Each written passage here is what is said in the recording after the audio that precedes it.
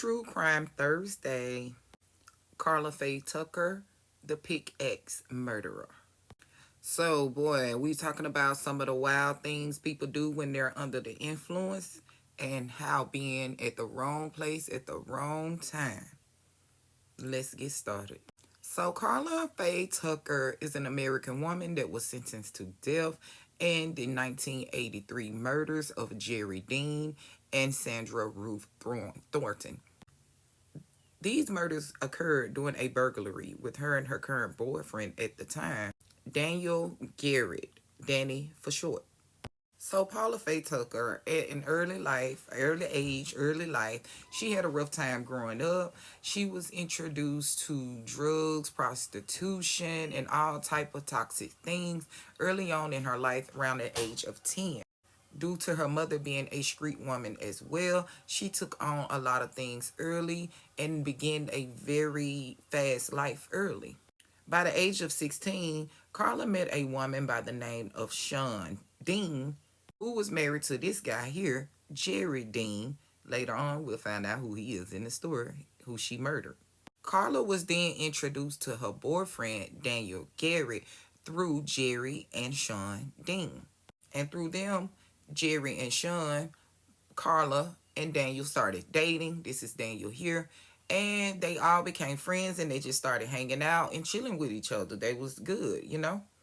So after a weekend of drugging and partying between Daniel and Karla here, they decided on June the 13th, on a Monday morning, around about 3 a.m., that they was going to break off into Jerry Dean's apartment because he had some motorcycle equipment and stuff that they wanted and they knew they could steal. Something, hey, a friend in need, right? So after a night of Daniel and Karla drugging and partying on a Monday morning around 3 a.m. on June the 13th, 1983, they decided that it was a good idea to break off into Jerry's apartment and steal some motorcycle equipment because they knew he had in some things of value. Now, they had this friend with them named James LeBryant. I couldn't get a picture of him, but this friend was there to check out or steal something from Jerry's El Camino that he had as well. But he was not involved, the James guy, in the murders at all, only Daniel and Karla. So Daniel and Karla was said to have a key to the apartment for Jerry because they say Jerry lost it and they found it. They found it now, right, y'all? They stole them damn keys. They went off into the apartment and they started searching around, finding things, and that's when they ran into Jerry, waking him up. He was asleep. Now, Jerry didn't go down without a fight because he had to fight. At first he was fighting with Daniel Garrett, and then next Karla, she come in, jumping in, helping take him down. And that's when Daniel get a hammer, some type of slug hammer that he seen around his house, and he popped them in his head. Now, when Daniel popped Jerry up in the head, that took him down, and he was making gargling noises, and he was trying to get him to stop the noises, so he went out of the room to try to find something. So while Daniel was up in there searching the rest of the house looking for the motorcycle parts, Karla was still there up in the room, and he started making noise again, and Daniel came in and popped them again. So that's when he went back out trying to go and get more parts, and that's when Karla came into the scene discovering something in the room. So that's when Karla seen this exact pickaxe. This is the exact pickaxe she used, you guys, to silence Dean from making that gargling noise because she didn't want to hear that no more. She didn't want to hear that he was making that noise and nothing that, and she hit him with the final blow to the chest, killing him, puncturing his heart. Now, y'all, I remember watching this on American Justice when I was a little girl. I've always been a crime junkie. I didn't know what that was called. And I just thought it was outrageous, like a woman killing somebody with some pickaxes. What's going on? Corrections, it was Karla that found the pickaxe and she ended up giving it to her boyfriend Daniel, and he was the one that made that final blow to Dean's chest, killing him. So Karla was left in the room again while again Daniel is just going on steady stealing this man motorcycle parts, and Karla finds a discovery in the corner hidden under the covers. And that's when she discovers Deborah Ruth Thornton.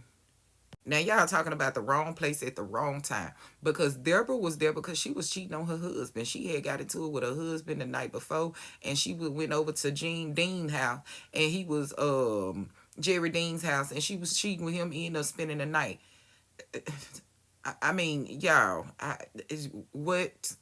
And that's when Karla popped up with that ex, okay? And they got into a little tussle, Deborah and Karla did. And of course, Karla took her down with the ex, killing her. And that's when she punctured her in the chest, puncturing her in the heart.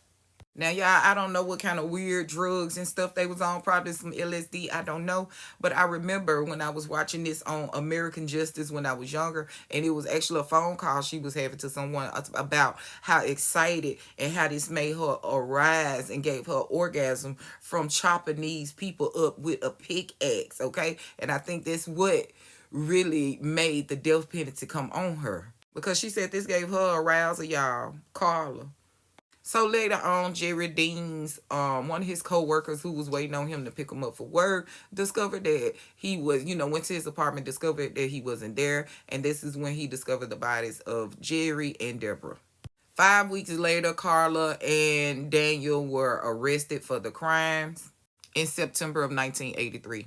So, of course, y'all know how it is. Once they get to prison, they become religious. They find faith. Karla said she felt like she wouldn't have never done any of that. She was under the influence of drugs, and she's just ready to change her life. She found the Bible. She didn't never know what the Bible was. She started reading, getting on her knees, praying, and she was just ready to redeem herself. She spent 14 years on death row before her execution date came up. Karla and Daniel were both sentenced to the death penalty in the late 1984, but by 1993, Daniel Garrett had died from liver disease while waiting his execution. So they didn't even have to waste any of the state's money on him.